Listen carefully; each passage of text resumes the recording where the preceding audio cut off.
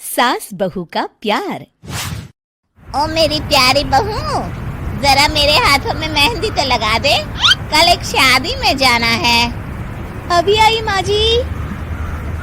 माया गिरजा के हाथों में बहुत सुंदर मेहंदी लगा देती है। मैं वारी जावा, ऐसी गुणवान बहू मिली है मुझे। अरे मुझे भी तो इतनी प्यारी सास मिली है। दोनों हंसने लगती हैं। ये बात उनकी पड़ोसन कमला सुन लेती है। बढ़िया ही गुणवान बहू और प्यारी सास, सब नाटक है नाटक। कमला स्वभाव से बहुत तेज होती है।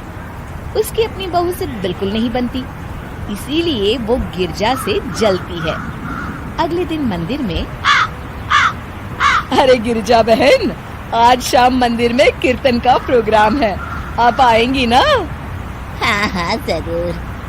वही तो, कम से कम इसी बहाने इन बहुओं से छुटकारा तो मिलेगा। कैसी बातें कर रही हो कमला, मेरी बहू तो साथ आएगी। अरे माया कितने अच्छे भजन गाती है, तुमने नहीं सुना? हाँ हाँ, ठीक ही गाती है। मैं तो रोज शाम को माया से भजन सुन के ही सोती हूँ। हाँ हाँ, अब मैं चलती हूँ, मुझे देर हो रही है। शाम को मंदिर में, वाह माया बिटिया, आज तुम्हारा भजन सुन के तो मन खुश हो गया। धन्यवाद पंडित जी। माँ जी चाहती थी कि मैं आऊँ, इसीलिए मुझे आज यहाँ गाने का मौका मिला।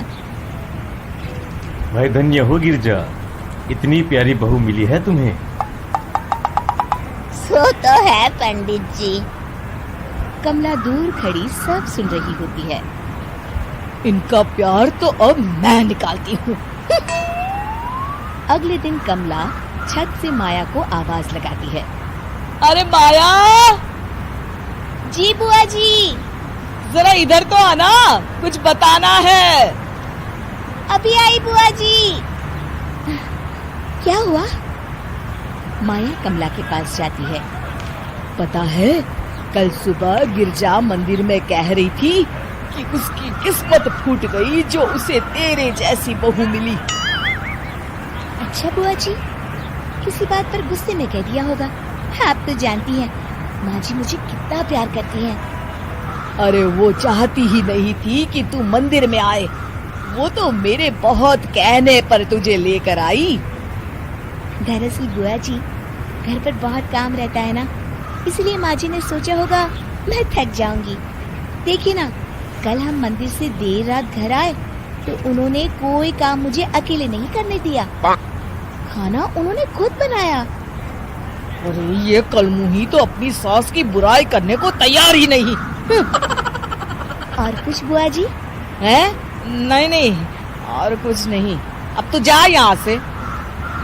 अगले दिन मंदिर में, अरे ओ गिरजा, कल तेरी बहू आई थी मेरे पास। माया आई होगी, वो सबसे हंसती बोलती रहती जो है। अरे हंसना बोलना क्या, तुझे कोस रही थी। ऐसा हो ही नहीं सकता, तुझे सुनने में कोई गलती हुई होगी। कसम से गिरजा, वो कह रही थी मुझे तो मेरी सास ने नौकर समझ लिया है। दिन भर घर का काम करती रहती हूँ मैं, और मेरी सास आराम करती है। अरे ज्यादा काम से थक गई होगी तो गुस्से में कह दिया होगा। वैसे भी काम तो वो करती ही है। मुझे आराम की आदत उसी ने लगाई है। हाँ। जो भी हो, थोड़ी नकेल कस ले, बाद में ये बहुएं सास को घर से ही निकाल देती है। कैसी बातें करती हैं कमला, मैं तो कहूँगी तू अपनी बहू के साथ प्यार से रहा कर, इधर उधर की बातों में ज्यादा ध्यान मत दिया कर। बड़ी आई मुझे सिखाने, मैंने तो तेरी भलाई के लिए कहा था, नहीं सुनना तो जा यहाँ से। अगले दिन, क्या हुआ माँ जी? कमला बुआ जी क्या कह रही थी? तू तो जानती है कमला और उसकी बातें। हाँ हाँ, बड़ी परेशान है हमारा प्यार देखकर। अरे ना समझ है वो। दोनों खिलखिलाने लगती हैं। शाम को कमला मंदिर के कोने में अकेली बैठी होती है। क्या हुआ कमला बेटी? पंडित जी, मैं बहुत परेशान हूँ। मेरी बहू मुझे प्यार नहीं करती। वही गिरजा की बहू उस पर जान छिड़कती है। ये तो अपनी अपनी करनी है बेटा। गिरजा की बहू ही नहीं, गिरजा खुद भी तो अपनी बहू को जान से ज्यादा चाहती है ना। सो तो है।